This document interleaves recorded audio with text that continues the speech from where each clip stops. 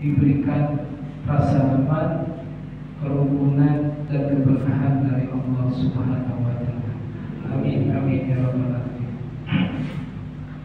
Baik, pada kesempatan kali ini ya mungkin sedikit ya saya menggantikan Bapak Haji dalam pengajian sore kali ini ya. Mungkin tema yang akan saya sampaikan mungkin sedikit berkenaan tentang hadis ya. Ini mungkin sedikit ya, ada sedikit tugas yang perlu saya sampaikan pada penjelasan kajian kita pada sore kali ini. Sebelum kita memulai pengajian kita, mari bersama-sama kita berdoa kepada Allah Subhanahu wa taala dengan sama-sama baca surat Al-Fatihah. Mudah-mudahan apa yang kita panjatkan, apa yang kita cita-citakan dan apa yang kita inginkan mudah-mudahan dipanjatkan dan dikabulkan oleh Allah Subhanahu wa taala. Al-Hazinah wal Qur'aniyyatin Sholihan ila hadratin Nabi Mustafa Rasulullah sallallahu alaihi wasallam. Al-Fatihah. A'udzubillahi. Pada kesempatan kali ini ya sedikit mungkin saya ingin menjelaskan ya, yaitu tentang bagaimana pemahaman kita yaitu tentang hadis Nabi Muhammad Sallallahu Alaihi Wasallam. Ya, sebagaimana kita ketahui bahwasanya hadis Rasulullah merupakan salah satu sumber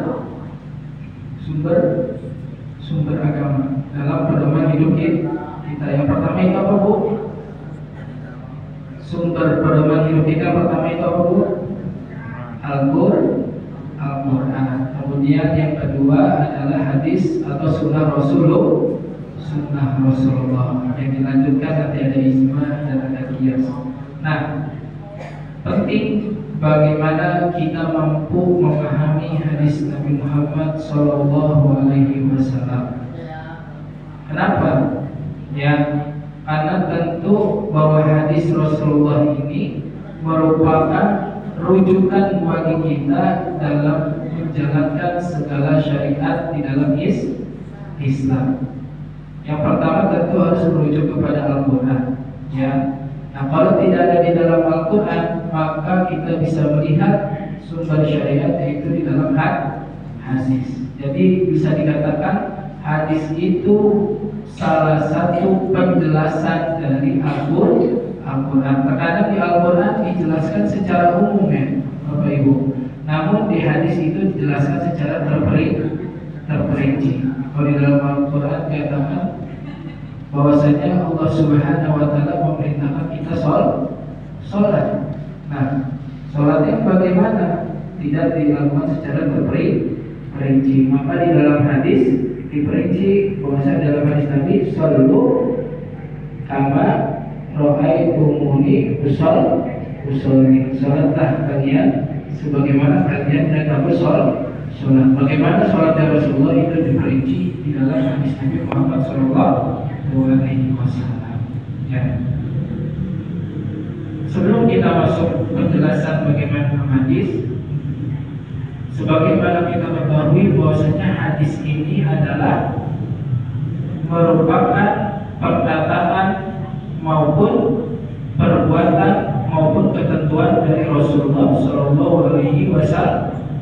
Jadi apapun yang dikatakan Rasulullah, diperbuat Rasulullah maupun yang ditentukan oleh Rasulullah itu termasuk dan masuk ke dalam hadis maupun sunnah Rasulullah. Ya, nah, bagaimana hadis ini sejarahnya timbul?